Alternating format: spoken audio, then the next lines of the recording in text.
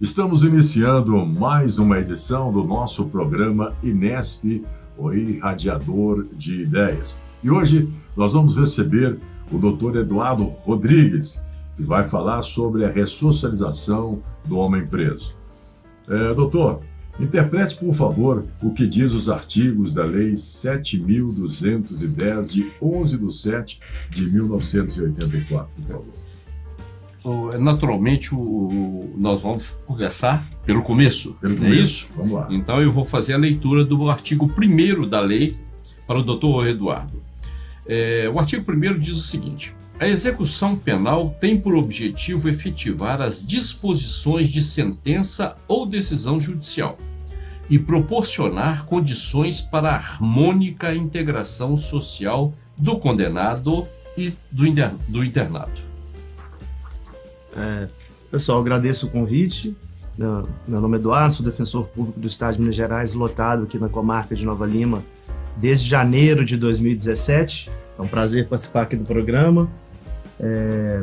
Em relação ao artigo 1º da LEP, ele traz para nós a principal função da pena, que é a ressocialização. Nós temos o entendimento majoritário no Brasil que a pena ela tem 3 funções: a preventiva, a retributiva e a ressocialização. Ou seja, a partir do momento que o Estado cria uma sanção para um ato, a pessoa ela tem que ter o entendimento que, se ela praticar um determinado crime, aquilo vai voltar contra ela, ela vai ter uma pena. A partir desse entendimento, há também o segundo, que é da prevenção, que as pessoas, sabendo que há uma punição, não vai praticar o crime em tese, para que não tenha a sanção aplicada. Mas, partindo do cometimento do crime, a partir da evolução da civilização, antigamente nós tínhamos as penas corporais de tortura, a própria pena de morte mesmo, né? Países avançados, os países mais avançados do mundo hoje em dia, eles já não admitem mais a pena de morte, como é o caso do Brasil, salvo em estado declarado de guerra. No Brasil não se admite a pena de morte. Então, a partir do momento que a pessoa, privada de sua liberdade ou que cometa um crime, há um interesse social que aquela pessoa, a partir do seu cumprimento, ela retorne para a sociedade, em tese, melhor do que ela entrou. Então, não adianta, sob um ponto de vista até mesmo dos princípios da administração pública, da eficiência, não é razoável, porque a partir dos últimos dados que nós temos, cada pessoa presa no estado de Minas Gerais, por mês, custa para o erário mais de R$3.000. Então, até sob esse ponto de vista da eficiência, não é razoável que nós tenhamos uma pessoa privada de sua liberdade, que custa caro para o erário, para os cofres públicos, e ela saia pior do que ela entrou. Então, assim, a ressocialização, além do ponto de vista humanitário, ele é estratégico para a continuidade da sociedade e para o gasto público e da eficiência da máquina. Doutor Eduardo, eu só fazendo um adendo aqui, eu fiz o meu mestrado em Portugal, e lá eu escrevi sobre a história da pena, desde a fundação de Portugal, fundação entre aspas, né, em 1040, e atravessei o oceano, né, fiz todo o estudo lá em Portugal, atravessei o oceano, cheguei aqui até 2009, né, e o que eu achei interessante, olhando toda a legislação antiga de Portugal, a pena de morte era a principal pena que existia, tranquilamente, né? É lógico, tinham outras penas, tortura e tudo mais. E a pena de prisão era tão somente para assegurar a pena final, que era a pena de morte ou de tortura. Olha que coisa absurda. Veja que nós já caminhamos bastante e melhoramos em muito, né? Então a ressocialização realmente é o que a lei de execução penal prevê e assegura. Doutor, e o artigo 10? Eu vou ler para ele o artigo 10, que é quase que impossível nós gravarmos toda a nossa legislação, né? Tá certo. Doutor Eduardo, o artigo 10 da lei que o senhor está interpretando para a gente diz o seguinte: a assistência ao preso e ao internado é dever do Estado, objetivando prevenir o crime, o senhor já disse, não é isso? Orientar o retorno à convivência da sociedade. O senhor, acho que já abordou bem, ao responder o artigo 1º, essa questão. Mas quer falar alguma coisa mais? Quer acrescentar alguma coisa ou podemos dar continuidade? Sim.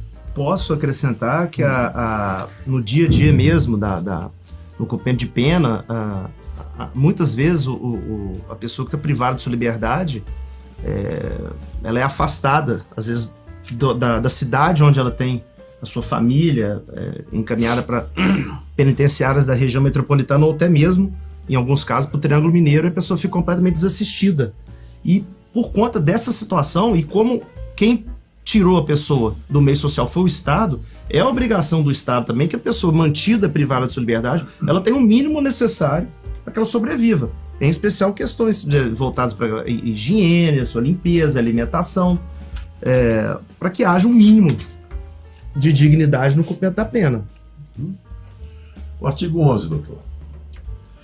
O artigo 11, eu vou ler para o doutor Eduardo aqui, né, para que ele possa interpretar para a gente, diz o seguinte: a assistência será material, a saúde, jurídica, educacional, social e religiosa.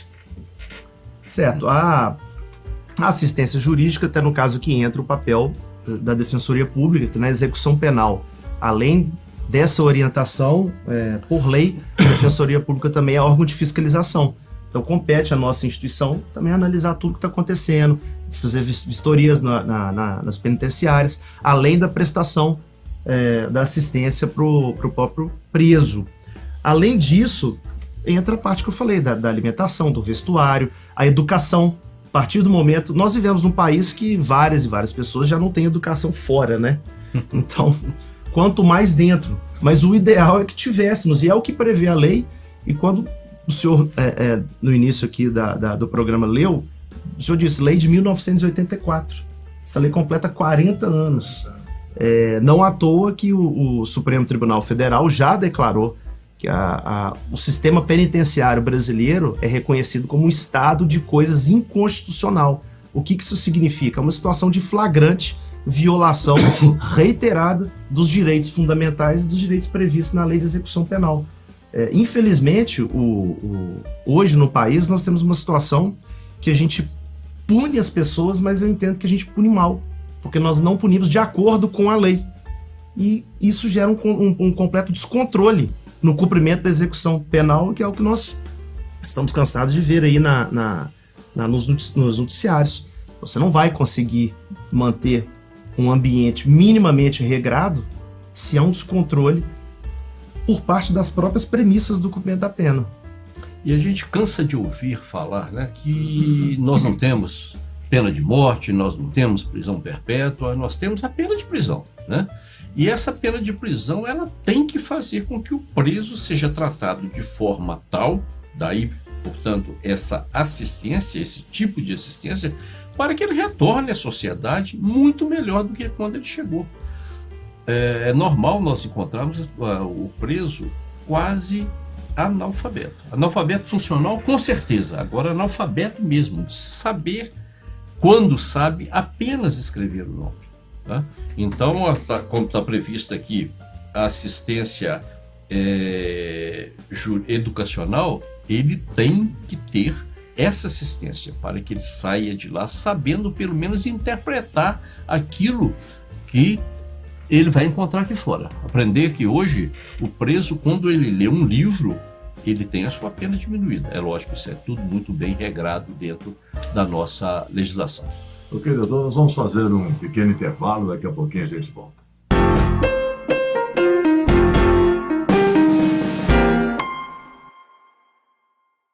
Tem alegria maior do que ver os filhos realizando sonhos?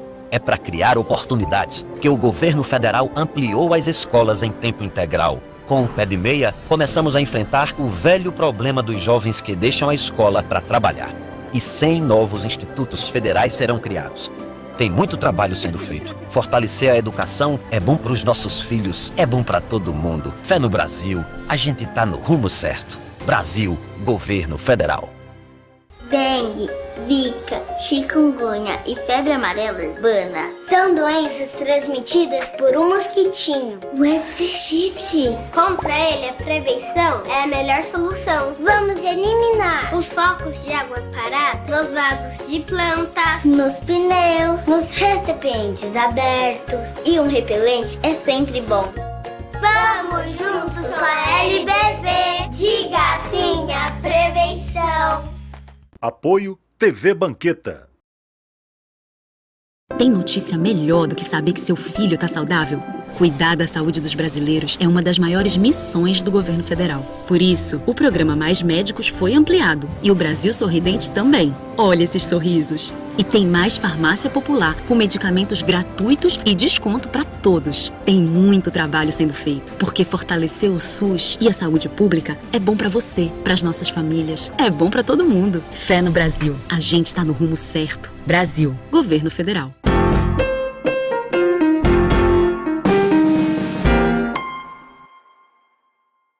Voltando aqui com o doutor Eduardo Rodrigues, que está fazendo uma interpretação da LEP. Doutor, e o que diz o artigo 14? O artigo 14 da LEP diz o seguinte: assistência à saúde do preso e do internado de caráter preventivo e curativo compreenderá atendimento médico, farmacêutico e odontológico. Pois bem, pessoal, a própria redação ela é muito clara e nada mais é do que qualquer tratamento para o cidadão comum.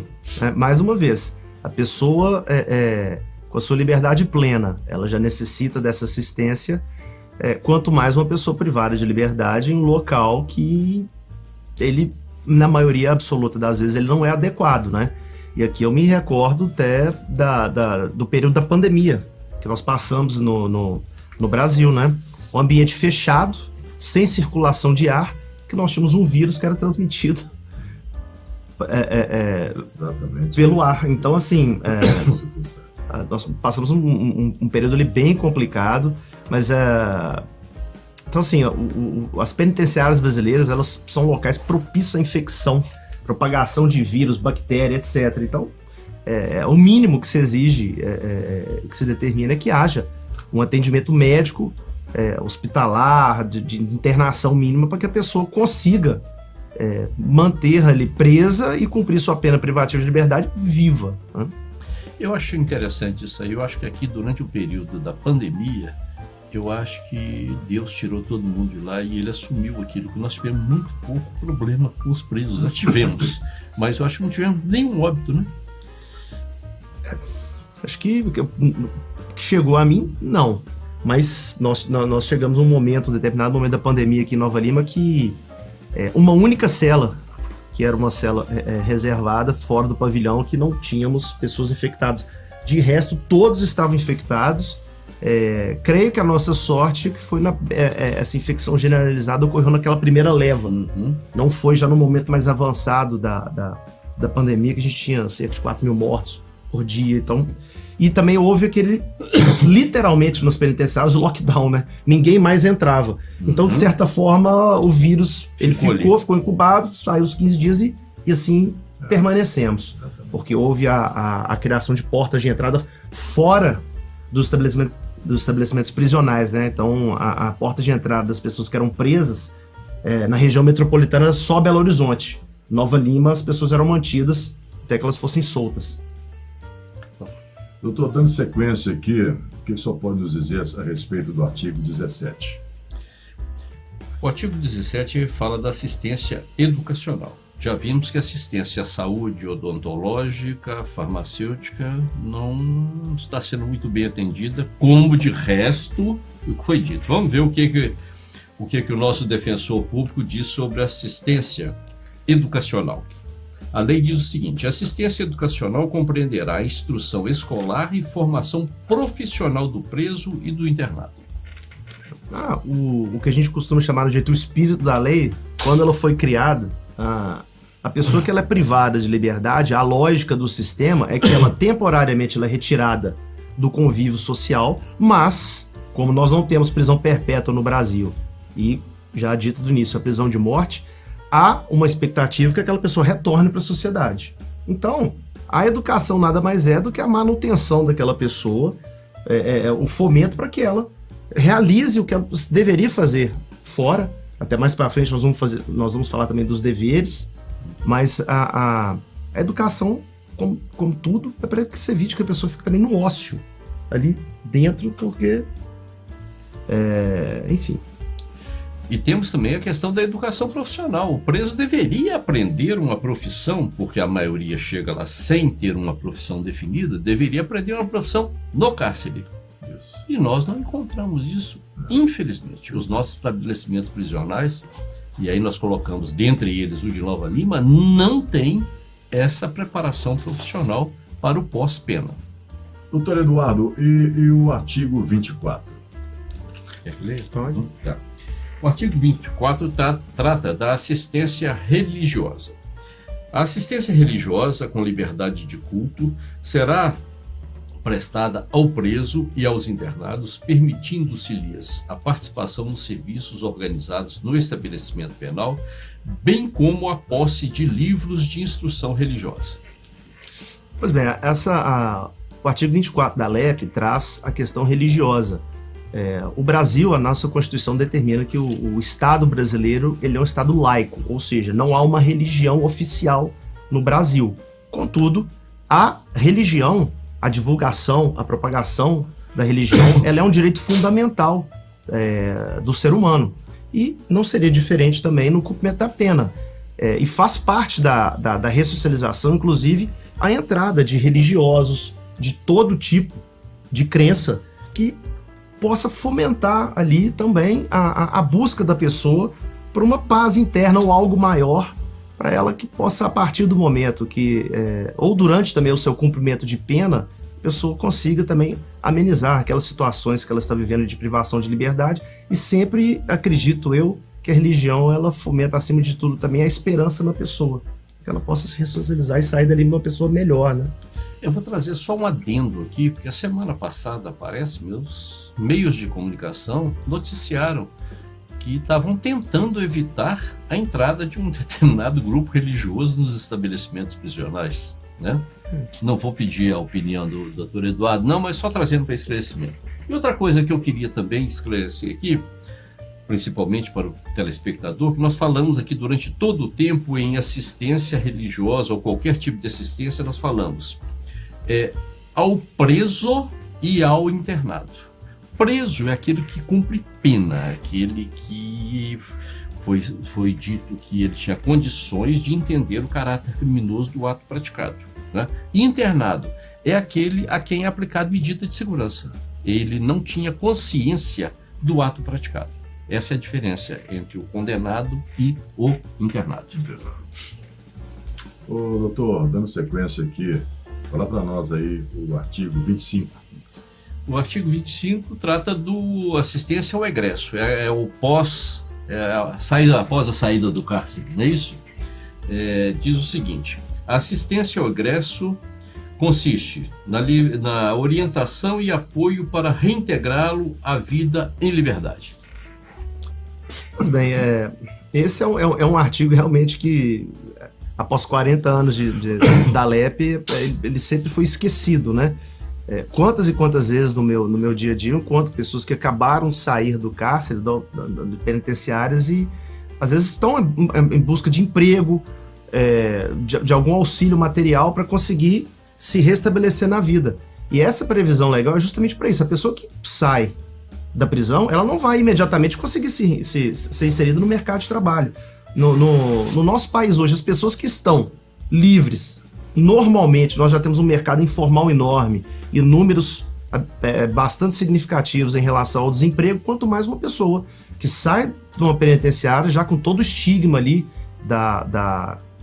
né, social do criminoso, ela precisa inicialmente de um auxílio para que ela possa iniciar a retomada da sua vida. Mas esse artigo, como eu disse, ele não tem aplicação prática no nosso país, e muitas vezes o egresso ali, ele se socorre à população civil, empresários, vizinhos, para que possa ter um auxílio ali para ele retomar a sua vida aqui após o cumprimento da sua pena.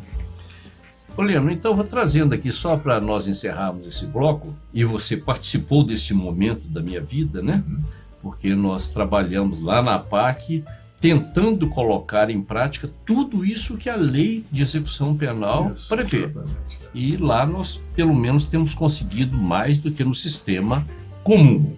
E aqui eu trago esse prêmio que eu recebi, que o Leno estava comigo. O Leno, à época, era o presidente da APAC. Então, nós recebemos o prêmio Inovar e menção honrosa, aqui concedido ao juiz de direito Juarez Moraes de Azevedo, do Poder Judiciário do Estado de Minas Gerais, pela prática à APAC e a inclusão social do homem preso. Eu escrevi sobre isso, que nós estávamos fazendo, mais você como diretor da APAC, e lá foi reconhecido e nós recebemos esse prêmio lá em Brasília. Foi muito legal, muito legal. Bom, a gente vai fazer mais um intervalo aqui e daqui a pouquinho a gente volta para falar sobre o artigo 39.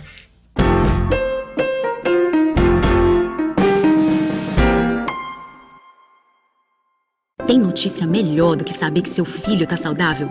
Cuidar da saúde dos brasileiros é uma das maiores missões do governo federal. Por isso, o programa Mais Médicos foi ampliado e o Brasil Sorridente também. Olha esses sorrisos! E tem mais farmácia popular com medicamentos gratuitos e desconto para todos. Tem muito trabalho sendo feito, porque fortalecer o SUS e a saúde pública é bom para você, para as nossas famílias, é bom para todo mundo. Fé no Brasil. A gente está no rumo certo. Brasil, Governo Federal.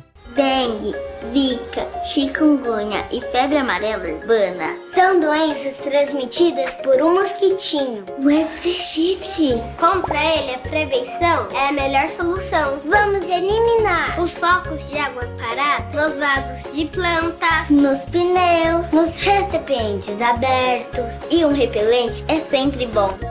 Vamos juntos com a LBV. Diga sim à prevenção.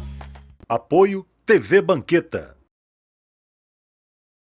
Tem alegria maior do que ver os filhos realizando sonhos? É para criar oportunidades que o governo federal ampliou as escolas em tempo integral. Com o Pé de Meia, começamos a enfrentar o velho problema dos jovens que deixam a escola para trabalhar. E 100 novos institutos federais serão criados. Tem muito trabalho sendo feito. Fortalecer a educação é bom para os nossos filhos, é bom para todo mundo. Fé no Brasil, a gente tá no rumo certo. Brasil, Governo Federal.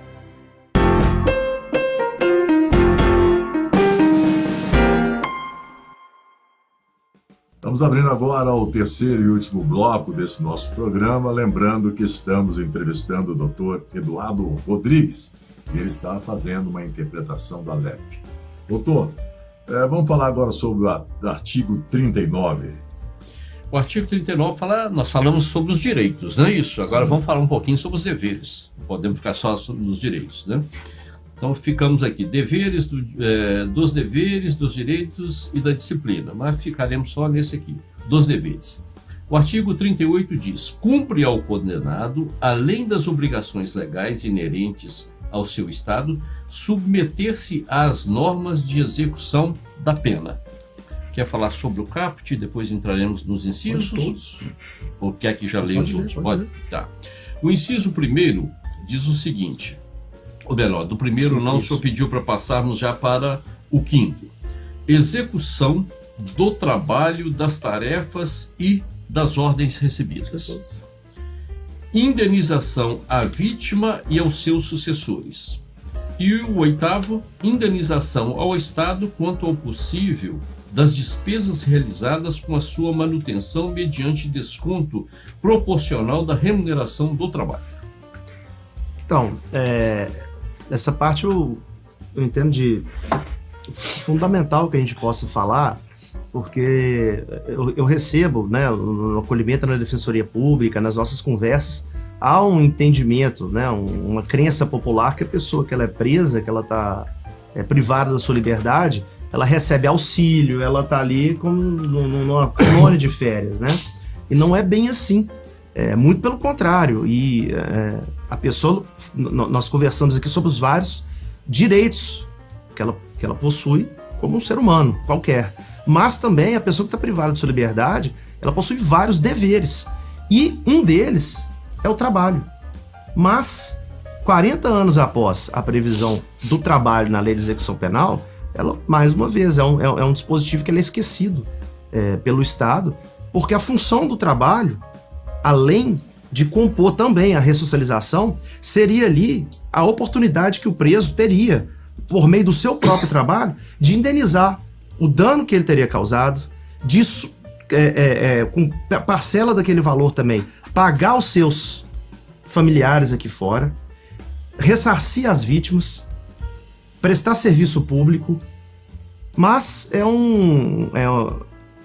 não existe, o trabalho não é fomentado dentro das penitenciárias, há uma superlotação e seria uma forma de também trazer uma eficiência no cumprimento da pena, porque nós reduziríamos o gasto estatal, porque a pessoa fica presa, sem nenhuma atividade o dia inteiro, no ócio, sem trazer nenhum tipo de benefício pessoal para ela e de cumprimentar a lei e de interesse público, retornar para a sociedade o valor que ela está gerando por conta da sua privação de liberdade. Eu, inclusive, comentei aqui no programa passado sobre uma visita que eu fiz a um presídio lá em Santa Catarina. Me esqueci agora o nome do presídio, mas eu fiquei impressionado que num presídio com 900 presos, nós encontramos 700 deles trabalhando, né? E o que me chamou mais atenção, dentre esses 700 que estavam trabalhando, era o setor de móveis. Eu presenciei 3 caminhões sendo carregados com móveis produzidos dentro do estabelecimento prisional. E a hora que eu conversando lá com o chefe, o representante da empresa, porque eu tinha um funcionário da empresa dentro do estabelecimento prisional. E ele estava me dizendo, olha, a nossa empresa é uma empresa de móveis de luxo.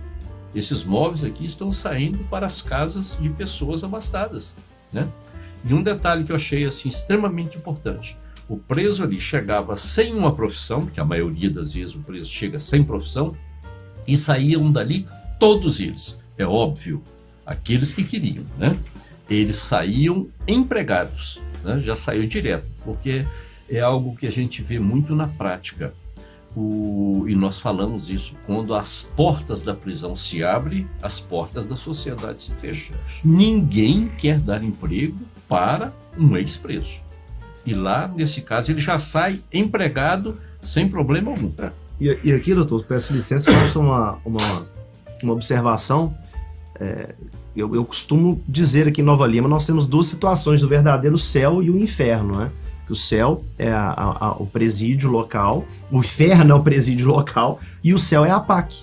Na APAC, tudo que nós estamos conversando aqui, eu vejo que lá é o local a implementação da ressocialização, do estudo, do trabalho, da educação, da saúde, todos esses direitos e todos esses deveres lá de fato são implementados. E quantas vezes eu me encontro aqui, porque eu moro em Nova Lima, eu frequento a comunidade há vários anos, quantas vezes eu me encontro realmente com pessoas que foram assistidas pela Defensoria Pública nos processos criminais, depois no curso da execução penal, e eu encontro andando na rua. E a satisfação que eu tenho, de fato, quando eu encontro essas pessoas, doutor, aí, tudo bem? Falou, o que você está fazendo? Estou trabalhando, estou recuperando, sendo útil à sociedade. Estou com a família. Né? E pessoal, acredita em mim, né? As pessoas não querem voltar a praticar crime. Nenhum ser humano em sã consciência tem vontade de retornar para um presídio. Então, a ressocialização para mim é uma situação, eu fico, é bonito de ver o ser humano que às vezes você encontra ele numa situação de tá no chão e às vezes até mesmo na PAC aqui ele consegue se restabelecer, ele consegue alcançar ou visualizar novos objetivos de vida e a partir dali segue um cidadão e volta ressocializado e traz benefícios para a comunidade local. E normalmente na PAC nós temos uma situação que ele quer voltar para a PAC não como um recuperando, mas ele quer voltar para auxiliar os que lá estão. Ele reproduz aquele bem que ele conseguiu, que ele recebeu dentro da PAC. E isso é um multiplicador, né? Durante o tempo, doutor, não sei se eu cheguei a comentar isso com você, a gente lá trabalhando na PAC, já se vão 20 anos, não é isso? Em várias oportunidades eu procurei locais para abrigar, empregar, né, os que estão no regime aberto para trabalhar. Sabe qual era a primeira pergunta que eles me faziam? O que ele fez que ele está preso? A conversa acabava ali, né? Que eu não vou expor o recuperando de uma forma dessa. Não, então, muito obrigado, deixa que depois a gente converse e ir embora. É a grande dificuldade que a gente tem. Mas de qualquer forma, Leandro, o que a gente percebe muito é o seguinte: a diferença entre a pessoa que está cumprindo pena no presídio e a pessoa que está cumprindo pena da PAC. Eu me lembro que um dia eu estava numa audiência, né, e o proprietário de uma padaria insistiu para falar comigo. Né? Eu suspendi a audiência por um minutinho e fui atender. Ele virou para mim e falou: doutor Varese, eu sou dono da padaria tal, assim, não vou mencionar o nome. Né? E eu estou com um rapaz aqui que me disse o seguinte, que é preso, que quer trabalhar e quem vai dar informação a respeito dele é o senhor. É isso mesmo? Falei, sim, quem que é? Ele me deu o nome, eu reconheci na hora, né? Ele deu o trabalho para o rapaz, ele ficou vários anos trabalhando para ele, né? E hoje, esse jovem, pelo menos a última vez que eu estive na PAC, era ele quem era o chefe da padaria da PAC. Ele estava formando novos profissionais padeiros dentro do estabelecimento prisional da PAC. Então veja que quando você dá a oportunidade, quando você acredita, você dá condições, você devolve à sociedade um ser humano muito melhor. Muito melhor. Então nós temos que trabalhar com a ressocialização dentro de um sistema humanizado, de um sistema um pouco ou muito mais inteligente do que o sistema comum. O doutor Eduardo comentou aqui sobre o valor de um preso aqui no estabelecimento comum. Agora, esse preso na PAC, no mínimo, um pouquinho fora, né, mas deve cair pela metade. Por volta da metade. E, na verdade, a metade ali desse valor é um cálculo grosseiro. Porque se nós considerarmos que a reincidência, as pessoas que vão presas e cumprem pena na penitenciária no sistema comum, o índice de reincidência é altíssimo. Nós estamos falando por volta de 80%. Exatamente. E na APAC é justamente o inverso. De 10, 15, 20% de reincidência. Ou seja, a pessoa que é presa e cumpre pena no estabelecimento comum, que a gente chama no sistema comum, ela custa os meses ou os anos presos, e a chance dela voltar a delinquir e custar mais ainda para o Estado é de 80%. Já na APAC, custa menos e a chance da pessoa voltar a cometer um crime é inversamente proporcional. Ou seja, hoje a gente fala muito em eficiência, é eficiente, é bom que nós tenhamos um regime de cumprimento de pena realmente civilizado, humanitário. E quando eu digo humanitário, gente, não é... Hoje muito se fala de direitos humanos, não, é um tratamento digno, porque a pessoa ela vai ter o cumprimento ali e vai retornar aquilo para a sociedade depois. Sem dúvida. Então a palavra de ordem é ressocialização. Ressocialização. Só para atualizar, doutor, a última vez que eu procurei saber, as nossas APACs estão na média de 13% a 14% de incidência. É muito baixo, né? Tá. E a nossa, até a época em que eu estava à frente da comarca aqui, da Vale de Execução, não havia chegado a 2 dígitos. 2 dígitos, eu lembro disso. Tá bom? Eu lembro disso. E graças muito à sua participação, porque você foi o diretor naquela época. Você, a Sandra, a Dona Maria Albertina. É lógico, o Ricardo tem feito um trabalho fenomenal, né? Mas então eu acredito que também com o Ricardo deve estar nessa faixa. Nessa faixa, exatamente.